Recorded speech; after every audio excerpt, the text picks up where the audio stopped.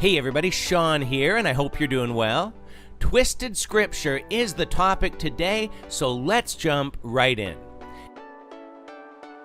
And thanks to Brother John Elving for discovering the original clip.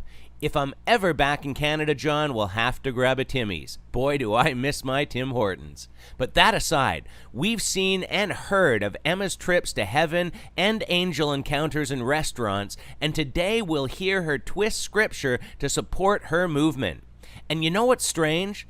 That underlining wasn't done by me. If you go to her site, it underlines prophet on her homepage. Just sad, really. This is the first time I've worn this online, and I think it looks like an alien princess. It's leather, it's bendy, it's leather. But I did actually wear it to conduct a wedding, and then I thought afterwards, oh, I hope it didn't detract from the bride by wearing an alien princess jewelry to conduct their vows. Okay, so I just wanted to include that part so you didn't think I was making up silly titles. But let's continue with the real twisting of Scripture. And there are two, so here's the first one. Back into the Genesis story, where Adam is created and he is naming animals that he sees in pairs, he sees them in groupings. And there's that realization that he, in some way, is not complete.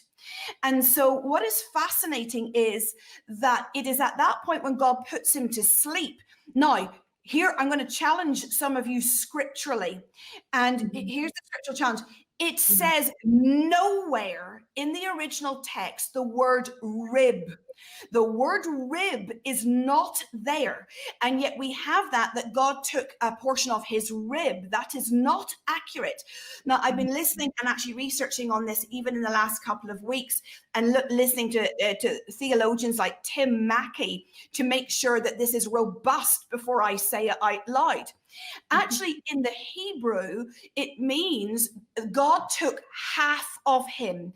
Literally, God cut the man in half. So I don't know who this Tim Mackie guy is, but this is a twisted scripture. If we look at the Hebrew in Genesis 2:21 and 22 that she so diligently researched, we see it's quite clear. Rib means rib or side, and we have a whole bunch of other possible words to which none come even close to meaning cut Adam in half. Not to mention that it says God closed up the area with flesh, so it was an area, not putting back two body parts together. But let's continue. Wow. So get away from any thought of a little portion of him. God cut the man in half.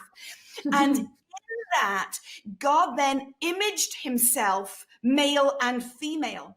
And so if I am, or if we are to be the full image of God, it is in both male and female in their place. Yeah. I am not a small portion. I am not a small part. We are half and half reflecting the image of God. Now, interestingly, also in Genesis 2, you get that he needed a helper. Now, that word helper is Azar, A-Z-A-R. I know that's an English spelling of a Hebrew word, but the word helper is also problematically translated. Now, interestingly, the more accurate translation, which you then see... And this is the second twisting. Particularly in the book of Joshua, the better translation of that word is warrior and protector. And God says, it's not good for man to be alone. I will give him a warrior. I will give him a protector.